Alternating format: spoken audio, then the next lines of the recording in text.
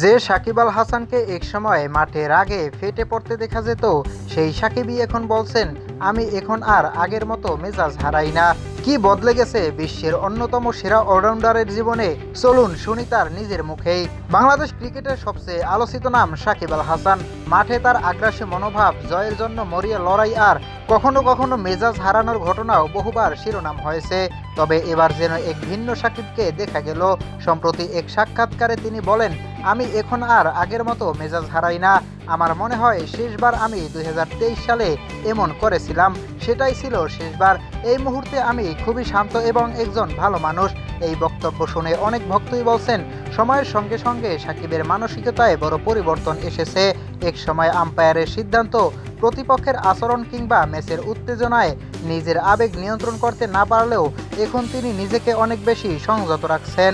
সাকিবের এই পরিবর্তন শুধু একজন ক্রিকেটার হিসেবে নয়, একজন মানুষ হিসেবেও তার পরিণত হওয়ার বার্তা দেয়। বর্তমানে লঙ্কা প্রিমিয়ার লিগে তাকে বেশ আত্মবিশ্বাসী ও হাসি খুশি দেখা যাচ্ছে। মাঠের পারফরমেন্সের পাশাপাশি নিজের আচরণেও ইতিবাচক পরিবর্তনের ইঙ্গিত দিচ্ছেন তিনি।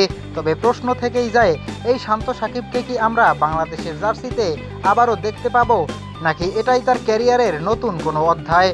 প্রিয় দর্শক, সাকিব আল হাসানের এই পরিবর্তন নিয়ে আপনার মতামত কি? সত্যিই কি তিনি আগের চেয়ে অনেক বেশি শান্ত হয়েছেন? কমেন্ট করে জানিয়ে দিন।